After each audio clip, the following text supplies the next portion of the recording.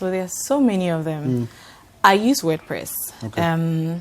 There's the free edition of WordPress. There are paid editions that give you a little more than the regular. There's Wix, there's Tumblr, there's Squarespace, there are all sorts of platforms that you can write on. There's Wattpad. Wattpad is one that allows you to submit stories and people around the world can read. There's also Okada Books, that's in Nigeria. If you are a writer, you can submit something and they will actually pay you for it. You put a price on how much it is you want to charge for the story, and they'll pay you for it. I should look into that. So, like I said, this is really the season. You can do microblogging even on your Twitter or on your Facebook or on your Instagram, because you don't even need a platform. So long as you have a social media account, you can use that as your platform and publish. That's it. You can, if you're a Twitter person, just start by documenting. And it can be anything. It doesn't have to be a fictional story thing like Kenny is doing. If you just want to talk about the things that are happening in a football match outside, who passed what and who did offside and who did what. Just whatever it is, just write. Create your niche, and trust me, this is really the time, because everybody is hungry for content. Everybody is hungry for something that will entertain them and engage them. So think about what you're good at and put it out there. I'm going to ask again. Do you get paid? Yes and no. I say no because it's not directly from my blog, because I don't do advertising on my blog. Okay. But I do get paid indirectly. For instance, if... like money? Yes. Because I just wanted to be clear. I thought you thought I was going to say satisfaction and things. No. Money is good. I get paid with money.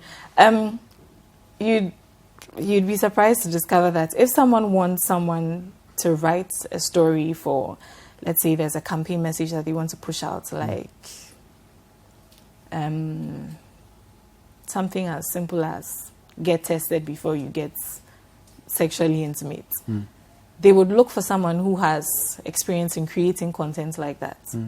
And I'm happy to say that I'm one of those people that comes up for them. There was a time when the travel magazine Roads and Kingdoms wanted to do pieces in Ghana on various things.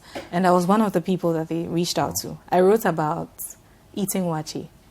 And I mean, it's something very simple, but it brought me money. And that's the kind of thing that you can do. Another thing that you can do is you can generate money off the things that you do as a service, for want of a better word. I write for people on the side as, okay, I need you to write ABC for me. Can you do that? That also brings in money. I have sold things before based on things I've written. So for instance, there was a time at my very first meetup, I sold shirts that had some of the quotes from some of the characters on them, and people bought them. So if you think about it, there are ways in which you can create money. And the key thing is to have a track record. So just make sure that you're consistent with producing content that is good. It's not that in the first month it's really good, then in the next 3 months, then it's not engaging. And people can't even recognize. Exactly. So long as you're true to your tone, I've actually even written a screenplay. Wow. That was new for me. I wrote it with one of my friends. His name is Beninyan. We wrote it for Sky Girls Ghana. Right. The first Sky Girls movie. We co-wrote the screenplay. And the only evidence the people who hired us had to look on was our blogs. So it's important that you create that kind of, for want of a better word, CV for yourself, so that if they do say, oh, I know someone who can write, the first thing they would ask you is, show me something she's done. And I'm happy to say I have over 100 stories that you can read. Record. Exactly. Wow. So those are ways. And every job I have applied for, every job I have ever since I started writing, I didn't have to apply for.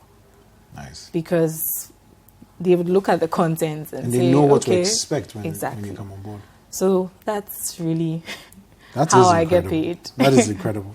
I mean, even as we wrap up the conversation, I just want to know from you, is there a to-do list for people who are looking into writing for a digital age? Something that they are supposed to check by? I'm supposed to have a certain type of content. I'm supposed to read a certain type of book. I'm supposed to... Is there a checklist that you can just... A to-do list, sort of, that you can just give us briefly before we wrap up? I was going to say there was no to-do list, but I realized there is. Okay. The first thing is, what do you want to write? What are you good at writing? How do you plan to sustain it? Because it's easy to say I'm good at writing in relation to sports, or I'm good at writing in relation to, let's say, technology or lifestyle and fashion. But you need to think about, okay, in the next 3 months, what can I put up that would be interesting? As interesting as the first thing I put up. Because we put in a lot of effort for the first one. True. Because we feel like we need to impress, we need to make them see. But we tend to get comfortable as we go along. Yeah. And then that's what happens, and you have a blog that you've been running for 7 years, and the last time you wrote was 6 years ago. Yeah. That's how that happens. So you need to think about your end game. You need to think about who you're writing for. Right. I typically write for people between the ages of 16 and 35. But they are not the only people that read my content. I have 90-year-olds reading my content. Avidly. Yes, because he's at home, and I don't even know how he stumbled upon. He's such a sweet old man who sends me a message to tell me that I entertain him. Yeah. And I thought that was exciting. That's really nice. So you think about the kind of audience that you want to entertain, and you write to suit them. Because nobody is interested in diapers and Cerelac if they are not mothers. Yeah. So if you're writing, let's say, about motherhood, make sure that you have content that's relevant to those people. If you think that there's a chance that fathers will pick up your blog, then think about what you can do to engage them as well, entertain and inform them. And just be intentional about it. Don't take anything for granted, because all it takes is one person to send your blog post to somebody else for them to form an impression about you. And if you don't do that, you will end up having people, oh yeah, I know she writes, but nobody's interested in reading what she writes. So that's something you can do. And another thing is, I keep talking about creating community because that's really, it's key. That's where the magic is. Yes, that's where the numbers come from. That's where the loyalty comes from. If you engage with your readers, so if they leave a comment, you respond, they follow, you check out, you acknowledge, you need to make them feel like they also matter. And this is not just because you want them to know that you are there, but you are genuinely interested in who they are. Engagement. Yeah. So you need to do that. There was something I used to do on the Instagram page for the blog. I have an Instagram page just for the blog. I used to just ask random people to send me their pictures, and I'll do a spotlight on people who read the blog. I haven't done that in a while. I'm sorry, guys. I'll start again. Because it always made me meet all sorts of interesting people. There's somebody who I will probably never, ever have met, but because of the stories, I feel like we are family. So, yeah, you just need to create that community and that sense of togetherness. And whether you like it or not, it flows. It works. Yes.